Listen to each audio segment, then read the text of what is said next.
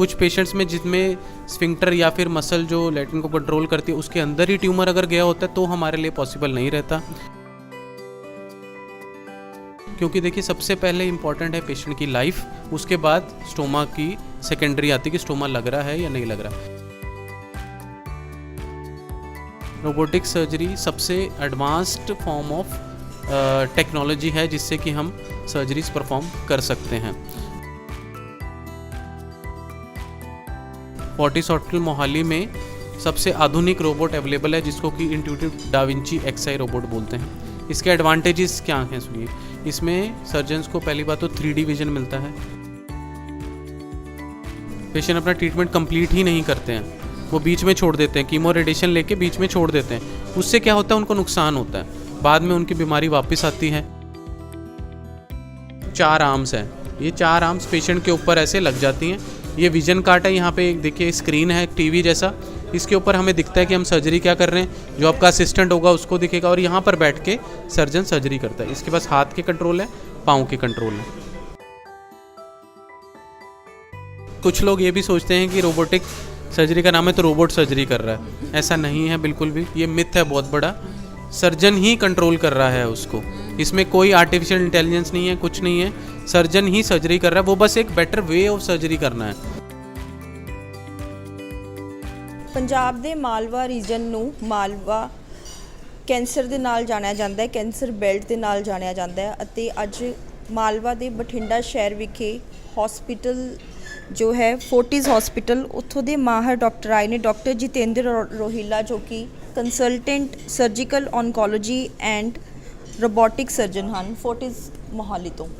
ਇਹਨਾਂ ਦੇ ਨਾਲ ਗੱਲਬਾਤ ਕਰਾਂਗੇ। ਸਰ ਨੇ ਰੀਸੈਂਟਲੀ ਬਹੁਤ ਹੀ ਸਕਸੈਸਫੁਲੀ ਇੱਕ 71 ਸਾਲ ਦੇ ਬਜ਼ੁਰਗ ਵਿਅਕਤੀ ਦਾ ਜਿਹੜਾ ਆਪਰੇਸ਼ਨ ਕੀਤਾ ਹੈਗਾ, ਜਿਸ ਨੂੰ ਕਿ ਰੋਬੋਟਿਕ ਸਪਿੰਕਟਰ ਸੇਵਿੰਗ ਸਰਜਰੀ ਕਹਿੰਦੇ ਨੇ, ਉਸ ਦੇ ਰਾਹੀਂ, ਅਤੇ ਉਹਦੀ ਸਾਰੀ ਜਾਣਕਾਰੀ ਜਿਹੜੀ ਹੈ ਡਾਕਟਰ रोहिला तो ਅਸੀਂ जान लेने हैं। सर आप बताइए कि रोबोटिक स्पिंक्टर जो सर्जरी है इसके बारे में बताइए, क्योंकि आप आज बठिंडा में आए हो और बठिंडा को ये मालवा जोन में पड़ता है और इसको कहा जाता है कैंसर बेल्ट, तो आपके पास यहाँ से भी बहुत पेशेंट आते होंगे, तो आप बताएं कि फोर्टिस हॉस्पिटल जो है रोबोटिक स्पिंक्टर सर्जरी से कैसे, क्योंकि ये बहुत बड़ी अचीवमेंट है मेरे हिसाब से कि आपने एक 71 ईयर ओल्ड जो पेशेंट है जो बहुत एडवांस एज में थे उनका ऑपरेशन किया सक्सेसफुली, तो आप इसके बारे में काइंडली हमें डिटेल में बताएं। Hello ma'am, so thank you for inviting me here. Actually हमारे ये केस जो थे, ये 71 ईयर ओल्ड, इनको रेक्टम में कैंसर डिटेक्ट हुआ था। रेक्टम हमारा कोलोन जो कि बड़ी आंत जिसको बोलते हैं, उसके निचले हिस्से को बोलते हैं। यहाँ पर हमारा स्टूल या लैट्रिन आके कलेक्ट होता है और फिर हम पास करते हैं उसको। तो यहाँ पर ये ट्रीटमेंट करना बहुत चैलेंजिंग होता है, इन द सेंस कि हमें लैट्रिन का रास्ता बचाना भी होता है, ट्यूमर को साथ में निकालना भी रहता है, ताकि हम पेशेंट का परमानेंट स्टोमा बैग अवॉइड कर पाएँ। स्टोमा बैग क्या रहता है, जो हम लैट्रिन का रास्ता है वो पेट के ऊपर दे देते हैं उन पेशेंट्स में जिनमें कि लैट्रिन का रास्ता बचाना पॉसिबल नहीं होता है। तो हम अपनी तरफ से पूरा ट्राई करते हैं कि पेशेंट का हम लैट्रिन का रास्ता बचाएं और उनका परमानेंट स्टोमा बैग ना लगे। तो इस पेशेंट में भी हम ऐसा करने में सक्सेसफुल हो पाए। कुछ पेशेंट्स में जिनमें स्फिंक्टर या फिर मसल जो लैट्रिन को कंट्रोल करती है उसके अंदर ही ट्यूमर अगर गया होता है तो हमारे लिए पॉसिबल नहीं रहता। उसमें हम पेशेंट को बोलते हैं कि यही आपका ट्रीटमेंट बेस्ट रहेगा, क्योंकि देखिए सबसे पहले इम्पॉर्टेंट है पेशेंट की लाइफ, उसके बाद स्टोमा की सेकेंडरी आती है कि स्टोमा लग रहा है या नहीं लग रहा। तो अगर हम पहले कॉन्फिडेंट हैं कि हम ट्यूमर निकाल पाएंगे, उसके बाद ही हम ये सोचते हैं कि हम स्टोमा बैग बचा पाएँ या ना बचा पाएँ। तो इस पेशेंट में हमने दोनों काम कर दिए एक साथ, ट्यूमर को भी निकाल दिया, साथ में हमने उसका स्टोमा बैग भी अवॉइड कर दिया। ये स्टोमा बैग हम कैसे अवॉइड कर पाए, 2 चीज़ों से। पहले हमने इनका पूरा इवेलुएट किया, ट्यूमर बोर्ड अप्रोच से हमने रेडिएशन थेरेपी कीमो वाले डॉक्टर के साथ मिलके एक डिसीजन लिया कि पहले हम इसको छोटा करेंगे। कैसे छोटा करेंगे उसको, पहले रेडिएशन देंगे, सेक के जिसको बोलते हैं, कीमोथेरेपी साथ में कंबाइन करके देंगे, ट्यूमर को थोड़ा सा श्रिंक करेंगे। श्रिंक करने से हम सर्जन्स को क्या एडवांटेज रहेगा, हमें थोड़ा कम मार्जिन लेना पड़ेगा, स्फिंक्टर से ऊपर हम उसको कट कर पाएंगे और पेशेंट का रास्ता बचा पाएंगे। तो ऐसे ही किया हमने, रेडिएशन थेरेपी दिया, कीमोथेरेपी किया, 6 हफ्ते वेट किया उसको श्रिंकेज होने का, फिर से एमआरआई किया। एमआरआई बहुत इंपॉर्टेंट होता है रेक्टल कैंसर की, कोई भी प्लानिंग करनी है, चाहे रेडिएशन थेरेपी करनी है या कीमोथेरेपी करनी है या सर्जरी करनी है। उसके बाद हमने प्लान किया कि हम रोबोटिक सर्जरी करेंगे। सेकंड, हम रोबोटिक सर्जरी पे क्यों मैं इतना महत्व दे रहा हूँ, रोबोटिक सर्जरी सबसे एडवांस्ड फॉर्म ऑफ टेक्नोलॉजी है जिससे कि हम सर्जरीज परफॉर्म कर सकते हैं। फोर्टिस हॉस्पिटल मोहाली में सबसे आधुनिक रोबोट अवेलेबल है जिसको कि intuitive da Vinci XI robot बोलते हैं। इसके एडवांटेजेस क्या हैं सुनिए। इसमें सर्जन्स को पहली बात तो 3D विजन मिलता है, तो ऑर्गन के बिल्कुल पास में जाके हम सर्जरी परफॉर्म कर सकते हैं। ओपन सर्जरी में कई बार विजन नहीं मिलता है, लेप्रोस्कोपी का लर्निंग कर्व ज़्यादा है, थोड़ी डिफ़िकल्ट हो जाती है सर्जरी। रोबोटिक सर्जरी में विजन इतना अच्छा मिल रहा है, आप ऑर्गन के पास में जाके सर्जरी कर रहे हो। इसके इंस्ट्रूमेंट्स की रिस्ट लाइक मूवमेंट है, बिल्कुल हाथ की रेप्लिकेट करता है, वो नीचे जाके सर्जरी कर रहा है। साथ में इंस्ट्रूमेंट्स भी लंबे हैं इसके। तो ये सब एडवांटेज की वजह से हम नीचे जाके लैट्रिन का रास्ता उसका ट्यूमर निकाल पाए और जोड़ भी पाए उसको, और हमने इसका परमानेंट स्टोमा बैग बचा लिया। पेशेंट की रिकवरी काफ़ी अच्छी रही। डे 1 पे ही पेशेंट वॉकिंग करना स्टार्ट कर चुके थे, डे 2-3 पे पेशेंट की फीडिंग स्टार्ट हो गई थी और डे 5 पे पेशेंट डिस्चार्ज हो गए थे। अब इन्होंने अपनी आगे की कीमोथेरेपी भी कंप्लीट कर ली है और पेशेंट अभी नॉर्मल अपना जीवन व्यतीत कर रहे हैं। सर, जैसे कैंसर का जो नाम है लोग लेना भी पसंद नहीं करते हैं, मतलब हेजिटेट करते हैं, और मालवा में बहुत ज़्यादा कैंसर है, आपके पास भी यहाँ से पेशेंट आते होंगे, पैनिक बहुत हो जाता है। जैसे आप बात कर रहे थे, जैसे ही मैं हॉल में पहुँची हूँ, प्रेस कॉन्फ्रेंस के हॉल में, आप कह रहे थे कि ये एक पेशेंट के लिए ट्रॉमा नहीं होता, पूरी फैमिली के लिए होता है। पर आज जैसे बहुत मेडिकल साइंस एडवांस हो चुकी है, बहुत इलाज भी है। जैसे आपने ये हमें रोबोटिक स्फिंक्टर सर्जरी के बारे में बताया, सर इसका सक्सेस रेट कितना है? अगर आपके पास आके कोई पेशेंट करवाता है तो क्या ये लाइफ सेविंग है या कुछ थ्रेट भी रहता है? कितने % चांसेस हैं इस ऑपरेशन के पेशेंट को सेव करने के? देखो, अगर हम प्रॉपरली ट्रीटमेंट करें, प्रॉपरली ट्रीटमेंट करने का मतलब कि मैं अकेला सर्जन ट्रीटमेंट नहीं कर सकता पॉसिबल, ये टीम अप्रोच होता है। जब भी कैंसर की बारी आती है, सबसे पहले जो आपने जो अभी जो बात की, घबराना नहीं है इससे। आजकल बहुत एडवांसमेंट हो चुकी है। 3 पिलर रहते हैं हमारी ट्रीटमेंट करने के, सर्जरी, रेडियोथेरेपी, कीमोथेरेपी। जब हम तीनों को मिला के पेशेंट का ट्रीटमेंट करते हैं तो पेशेंट का सक्सेस रेट बहुत अच्छा रहता है, बीमारी वापस आने के चांसेस बहुत कम हो जाते हैं। 0% कभी भी नहीं बोलना चाहिए, क्योंकि कैंसर की बीमारी वापस आ सकती है। बट अगर आपने अच्छे सेंटर में ट्रीटमेंट कराया है, जहाँ पे ये तीनों फैसिलिटी अवेलेबल हैं, तीनों को कंबाइन करके हमने ट्रीटमेंट किया है, तो उसके चांसेस बहुत कम हो जाते हैं। और अगर वो ट्रीटमेंट वापस आती भी है बीमारी, तो भी उसको ट्रीट किया जा सकता है, क्योंकि हम उसको क्लोज नज़र में रखते हैं। हम उसको फॉलोअप पे बुलाते हैं पेशेंट को 3 महीने में, 6 महीने में। अगर डिटेक्ट हो भी जाती है तो भी हम उसका ट्रीटमेंट पॉसिबल कर पाते हैं। तो ये ट्यूमर बोर्ड अप्रोच, सारे मिलके एक बार ट्रीटमेंट करेंगे तो पेशेंट के बीमारी वापस आने के चांसेस बहुत कम हैं। आप ये देखें कि ये हमारा बड़ी आंत है, ये बड़ी आंत है, तो ये हमारा लैट्रिन का रास्ता नीचे की साइड में देखें आप, तो ये हमारा लैट्रिन का रास्ता है। ये लैट्रिन के रास्ते के आसपास ये थोड़ी मसल्स, ये जो रेड रेड दिख रहा है आपको, जैसे हमारे शरीर में और जगह पे मसल्स रहती हैं, वैसे ये भी मसल रहती है जो कि कंट्रोल करती है। यहाँ पे जब स्टूल वगैरह भरता है तो इसको कंट्रोल करती है कि नीचे पास ना हो जाए। अगर ये कंट्रोल गया तो लैट्रिन अपने आप पास होती रहेगी। ये अगर आप इस पिक्चर में देखें तो इसमें यूट्रस है, ये फीमेल है, ये मेल है। फीमेल में यूट्रस बहुत पास में, आगे पेशाब की थैली है। ऐसे ही मेल में आगे पेशाब की थैली है और यहाँ पर प्रोस्टेट ग्लैंड है। तो देखिए रेक्टम कहाँ पे लोकेटेड है, बिल्कुल डीप जाके पेल्विस के अंदर। तो आसपास इंपॉर्टेंट ऑर्गन भी हैं। तो आप ये सोच सकते हैं कि इसकी सर्जरी करना कितना मुश्किल होता होगा। तो अगर आप ओपन सर्जरी करेंगे तो इतना विजन मिलना बड़ा मुश्किल हो जाता है कि नीचे की जाके हम उसको विजन करके उसको निकाल पाएँ पर। तो रोबोटिक सर्जरी हमें यहाँ पे एडवांटेज देती है। पेल्विक सर्जरीज में, प्रोस्टेट में तो ये गोल्ड स्टैंडर्ड है ही, रेक्टम में भी आजकल इसका गोल्ड स्टैंडर्ड होते जा रहा है ये, क्योंकि जिस हिसाब से ये विजन दे रहा है हमें, हम ऑर्गन को बचा पा रहे हैं, पेशेंट को लैट्रिन का रास्ता जैसे इस पेशेंट में हम बचा पाए। अगर ये देखें आप, विजन ये इंपॉर्टेंट है। ऐसे स्टोमा बैग रहता है, पेट के ऊपर स्टोमा बैग रहता है, ये थैली रहता है जिसके अंदर ये कलेक्ट होता है। अगर ये लैट्रिन का रास्ता यहाँ पे ये हमने पूरा निकाल दिया तो स्टोमा बैग हमें यहाँ पर लगाना पड़ा। मैं ये नहीं कहूँगा कि स्टोमा बैग लगना बहुत बुरी चीज़ है, ऐसा कुछ भी नहीं है। स्टोमा बैग अगर किसी को कैंसर निकालने के लिए ज़रूरी है तो वो ज़रूर कराना चाहिए। इससे पेशेंट अपनी नॉर्मल लाइफ जीवन व्यतीत कर सकते हैं। हालांकि फॉरेन कंट्रीज़ में मैंने, या इंडिया में भी आई एम श्योर ज़रूर होंगे, पेशेंट प्रोफेशनल स्पोर्ट्स भी करते हैं, स्विमिंग करते हैं, बहुत सारे एक्टिविटीज़ करते हैं, फुटबॉल खेलते हैं, क्रिकेट खेलते हैं, क्योंकि कपड़ों के नीचे रहता है ना, इसमें कुछ स्मेल आती है, एक बैग में कलेक्ट होता है, 24 आवर्स में एक बार स्टूल आता है, जैसे हम नॉर्मल स्टूल पास करते हैं वैसे ही इसमें आता है। तो पर प्रॉब्लम क्या है कि इंडिया में इसको एक सोशल स्टिग्मा बना दिया गया है कि पेशेंट्स नहीं एक्सेप्ट करते, रिलेटिव्स नहीं एक्सेप्ट करते इसको। तो मेरा मैसेज देने का ये नहीं था कि स्टोमा बैग बुरी चीज़ है, स्टोमा बैग बुरी चीज़ नहीं है। हम ये ट्रीटमेंट जो है, सर्जन और हमारी जो ट्रीटमेंट की पूरी टीम है वो ये ट्राई करती है कि स्टोमा बैग ना लगे पेशेंट को, बट अगर कैंसर ट्रीटमेंट निकालने के लिए वो जरूरी है तो वो लगाना चाहिए। सारा खराब हो गया और उसको रिमूव करना पड़ा तो वे आउट नहीं है, फिर वे आउट नहीं है, बट उससे घबराना नहीं है आपको कि स्टोमा बैग लग गया। तो मैसेज ये है कि एक तो स्टोमा बैग से घबराना नहीं है, बट हमारे इंडिया में उसकी एक्सेप्टेंस रेट फिर भी नहीं है। हम जितना भी बोलें उसकी एक्सेप्टेंस रेट नहीं आती है।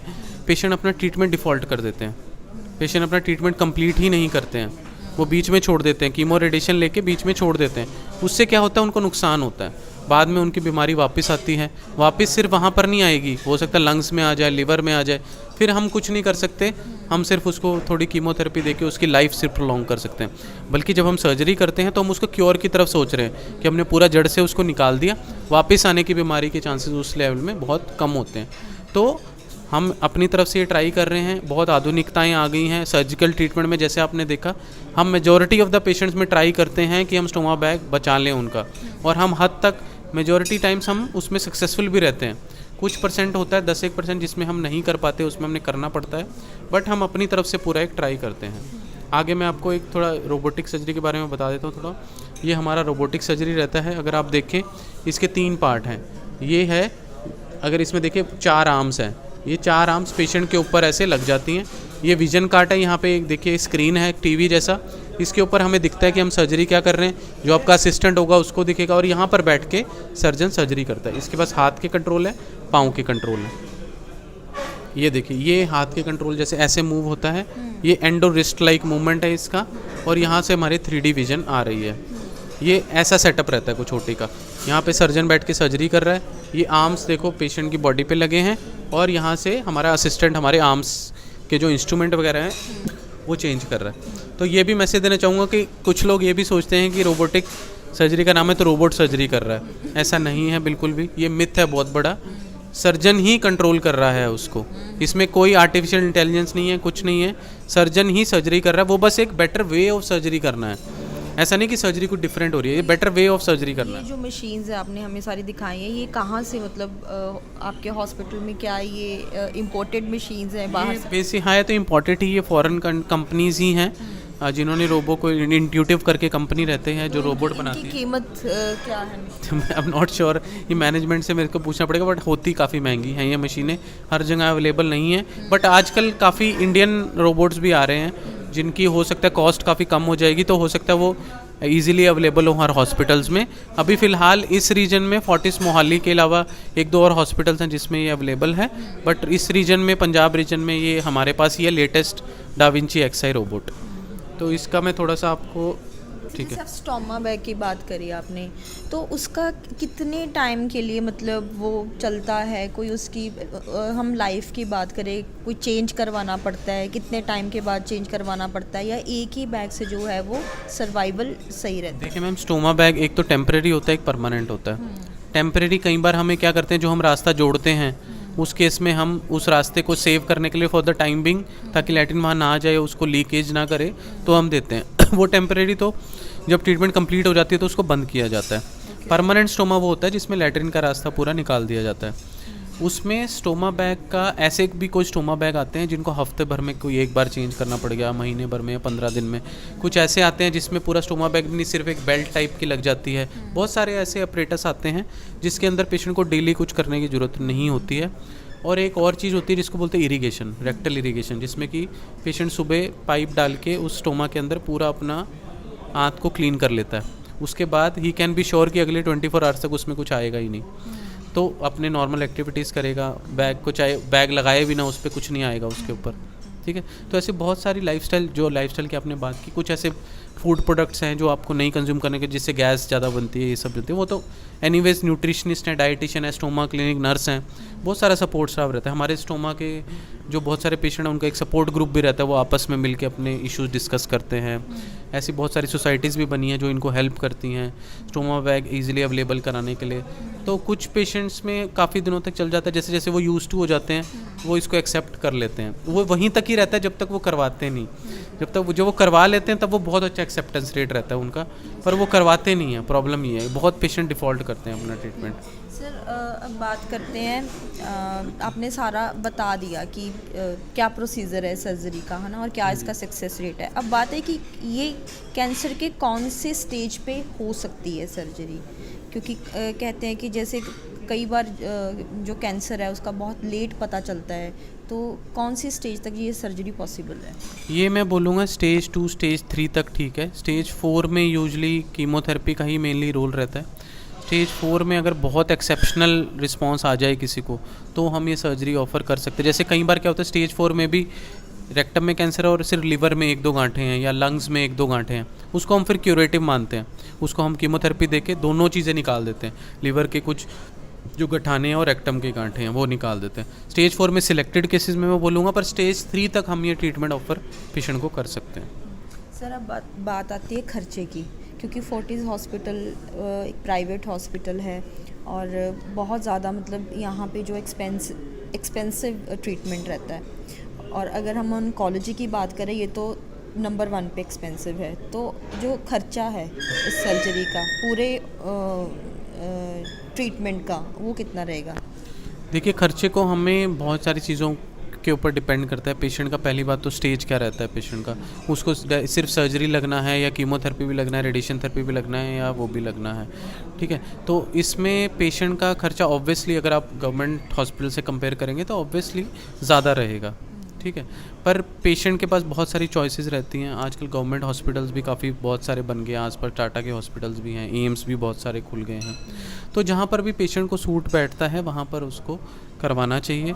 But obviously as compare to government sector थोड़ा कॉस्ट तो इसका हाई रहेगा ही, और ऑब्वियसली ऐसी एक्सपर्टीज़ आपको मिल रही है जिसके अंदर ऐसी सर्जरी हो रही है जो कहीं और हो नहीं पाएगी, या फिर ऐसी एक्सपर्टीज़ नहीं है, तो फिर उसके लिए ऑब्वियसली थोड़ा कॉस्ट थोड़ा ज़्यादा रहेगा। एक चीज़ और भी है ना, फोर्टिस में जो इलाज है वो साथ के साथ शुरू हो जाता है। गवर्नमेंट हॉस्पिटल में समय बहुत लग जाता है, समय वेटिंग लिस्ट रहती है। अगर हम मतलब वेटिंग लिस्ट को अगर आप वो करेंगे कि मान लो वेटिंग लिस्ट में ही पेशेंट की बीमारी बढ़ गई, बिल्कुल, तो फिर वो खर्चा तो अगर मैं पीजीआई की बात करूँ तो वहाँ पे 6-6 महीने की कई बारी वेटिंग, तो तब तक तो पेशेंट ही ना रहे। हाँ जी, तो वो भी इम्पॉर्टेंट, आपने बहुत अच्छी बात की।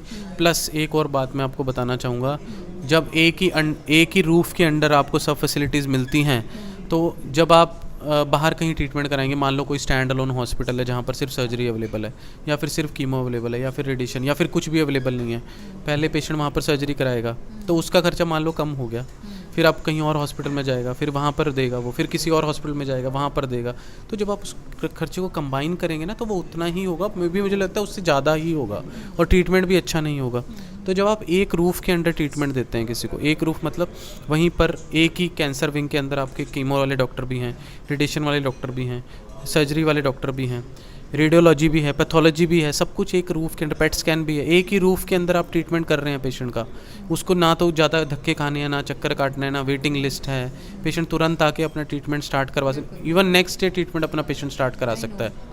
That is the beauty of it. तो मुझे लगता है कि इवेंचुअली वो कॉस्ट ना इन द फ्यूचर जाके आपकी इक्वलाइज हो जाती है। आपको शॉर्ट टर्म में ऐसा लगता होगा कि हमारा बहुत खर्चा हो गया, बहुत खर्चा हो गया, बट आप ये देखिए पेशेंट को, मान लो आपने ऐसी जगह पे ट्रीटमेंट कराया जहाँ पे ये सब फैसिलिटीज़ नहीं है, उसका इन्फीरियर ट्रीटमेंट हुआ पर कम खर्चे में हुआ, थोड़े दिन बाद जाके पेशेंट को फिर से रेकरेंस हो गया, बीमारी वापस आ गया, फिर आपने कहीं और हायर सेंटर में ट्रीटमेंट कराया, तो उस खर्चे को आप सोचिए। अगर आप एक जगह पे अच्छी जगह पे ट्रीटमेंट कराएंगे, और अगर आजकल तो इंश्योरेंस के लिए भी बहुत लोग जागरूक हैं, मेजॉरिटी पेशेंट को मैं बोलना चाहूँगा कि आप प्लीज़ अपनी हेल्थ इंश्योरेंस जल्दी से जल्दी कराएं, क्योंकि फोर्टिस में सारी इंश्योरेंसेस एक्सेप्टेड है, इवन सारे जो भी प्राइवेट अच्छे हॉस्पिटल्स हैं सब में इंश्योरेंस अवेलेबल हैं। CGHS है, ECHS है, बहुत सारी इंश्योरेंस हैं जो एम्पैनल्ड है फोर्टिस के अंदर। हिमाचल गवर्नमेंट है, हरियाणा गवर्नमेंट है, उनके तो अराउंड 50% रेट्स हैं as compare to other patients. तो सारी ये अवेलेबल हैं, सारे इंश्योरेंसेज अपनी कराएं, अपने पेरेंट्स की कराएं, अपने बच्चों की एटलीस्ट करा के रखें अभी से। तो आगे चल के मुझे लगता है उसी का ज़माना है। अगर आप US UK की तरफ देखें तो USA में सारा ट्रीटमेंट ही इंश्योरेंस बेस्ड होता है। वहाँ भी बहुत खर्चा होता है पेशेंट का, बट पेशेंट कराते हैं अपना ट्रीटमेंट, बेस्ट ट्रीटमेंट कराते हैं अपना। हमारे यहाँ पे पेशेंट्स इंश्योरेंस नहीं कराना चाहते हैं, फिर वो दे ब्लेम इट ऑन की प्राइवेट हॉस्पिटल्स का खर्चा इतना हो रहा है। तो मुझे लगता है कि कहीं पे हमें बैलेंस लेके चलना पड़ेगा। हमारे पास बहुत सारे गवर्नमेंट इंस्टीट्यूट्स हैं, अगर किसी को वेटिंग पीरियड नहीं मिल रहा है, वहाँ पे भी सेम ट्रीटमेंट मिल रहा है तो वहाँ कराएं। आई एम नॉट, अगर नहीं जल्दी कराना है तो ऑब्वियसली प्राइवेट में आपको आपका वेटिंग लिस्ट कम रहता है, आप अपनी ट्रीटमेंट जल्दी स्टार्ट कर पाते हैं और सारे तरह के इंश्योरेंसेज यहाँ पर एक्सेप्टेड हैं। Thank you so much sir. ਸਾਨੂੰ ਡਾਕਟਰ ਜਤਿੰਦਰ ਰੋਹਿਲਾ ਨੇ ਬਹੁਤ ਹੀ ਅਹਿਮ ਜਾਣਕਾਰੀ ਦਿੱਤੀ ਹੈ ਰੋਬੋਟਿਕ ਸਰਜਰੀ ਨੂੰ ਲੈ ਕੇ। ਔਨਕੋਲੋਜਿਸਟ ਨੇ ਫੋਰਟਿਸ ਹਸਪਤਾਲ ਦੇ ਵਿੱਚ ਅਤੇ ex Tata Memorial Hospital Mumbai ਵਿਖੇ ਵੀ ਇਹਨਾਂ ਨੇ 6 ਸਾਲ ਜਿਹੜਾ ਹੈ ਸੇਵਾਵਾਂ ਨਿਭਾਈਆਂ ਨੇ। ਤਾਂ ਬਹੁਤ ਹੀ ਡੂੰਘਾਈ ਦੇ ਵਿੱਚ ਇਹਨਾਂ ਨੇ ਜਿਹੜੀ ਜਾਣਕਾਰੀ ਹੈ ਪਰਿੰਦੇ ਦੇ ਨਾਲ ਸਾਂਝੀ ਕੀਤੀ ਹੈ। ਧੰਨਵਾਦ।